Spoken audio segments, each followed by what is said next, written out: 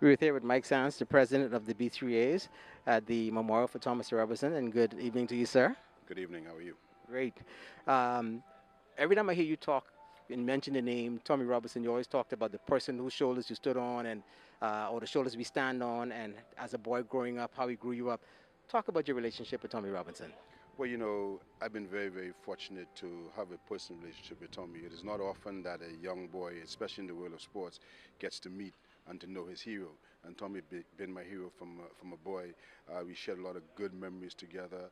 He disciplined me when he thought it was necessary.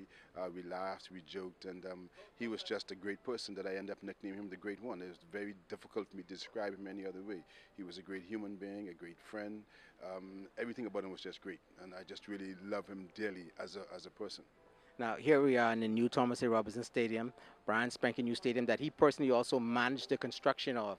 What goes through your head when you sit here and you see the stadium that he personally managed, and then he saw it to he saw it to completion, and now he's gone on to be with the Lord?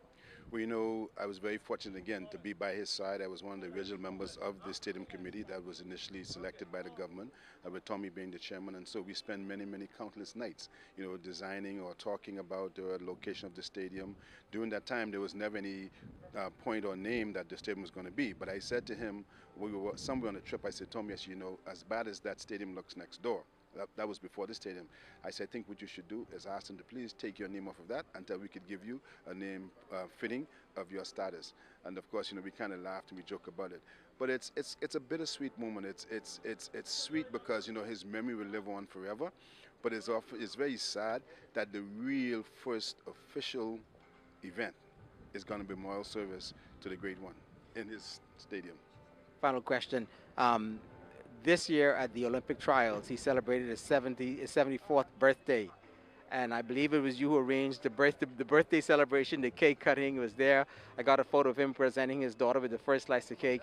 Talk about the memory of even stuff like that. We know we did a couple of things. First of all, in 2009, I believe we did not believe, I know we did an event called Friends of Tommy, because, it's important for us to give people their roses while they can appreciate it. And I think that would have been one of the biggest non-national events that took place. I think there was no politics involved. There were members of parliament and prime minister and opposition members and persons from all walks of life. I think we had about 800, 700, 800 persons that came to that event in 2009. And then, I thought that, everything was timely during our Olympic trials, and Tommy was there whenever he's healthy, well enough to attend. He comes around and he was there.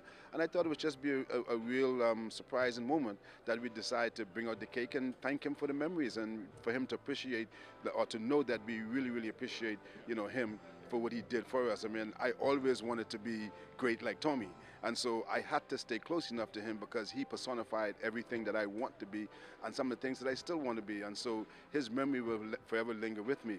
The one thing that stays in my mind is he talks about the 4D principle: determination, desire, discipline, and dedication. And, I try to live by that creed, and I'm hoping that at the end of the day, I would continue to try and make him proud, because every so often he would say, I'm so proud of you, because they used to consider me a little rebel when I was growing up, but he kind of feels responsible for me to a point. And so we shared some memories that, fond memories of Tommy will always linger in my heart. My condolences obviously goes out to the family, the children, Tanya, Robbie, Erica, Scott, and his family, his sisters and his brothers and all of those. And I want them to know that our prayers are with them, and I would wish for them to let the fond memories of Tommy comfort all of us during this time of our bereavement.